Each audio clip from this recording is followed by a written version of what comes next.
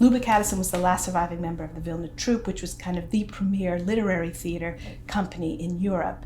So I remember the first time I met Luba, I'd been through her archives, it was all fresh in my mind, and I knew all these people, and I was asking her very specific questions, and I said to her, she's like, well, what about you? What are you going to do? I said, well, what am I going to do? Well, I want to have a life like yours. And she looked shocked and a little horrified, and she just thought for a moment, and she said, well, I had a very rich life, but it was also very difficult. And she warned me, about what an artistic life entails. And I listened, I heard it, I didn't understand it, but I heard it, and now, of course, I understand that deeper.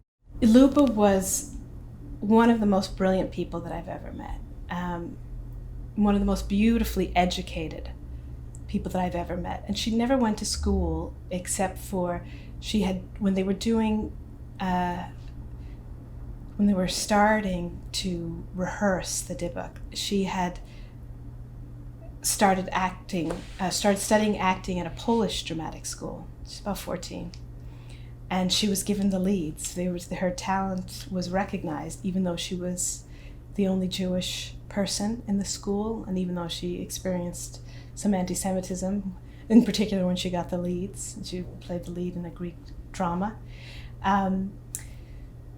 But she spoke Russian, Polish, Yiddish, and English, maybe more languages, beautifully, and she would very well read in many languages, and of course lived with such an incredible artistic personality, as well as being such an incredible artistic personality, and was around so many other great actors from both the American English theater and the Yiddish theater, that she was a wonderful conversationalist, and she loved to know about people. She had this mind that would absorb everything, and she was incredibly compassionate and generous, and she didn't suffer fools lightly. I remember one time an actor came over and was kind of just droning on about himself, and when he left, she was like, now that is a man who is in love with the sound of his own voice, So she expected people to give and to be present and to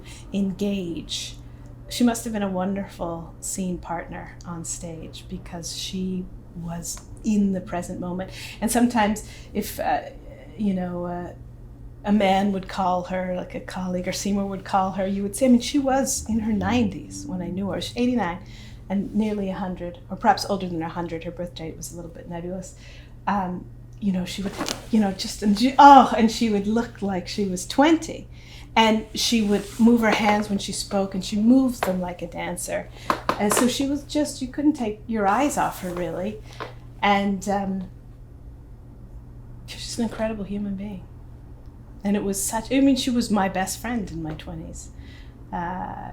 She gave you great advice, and she was just a wonderful person.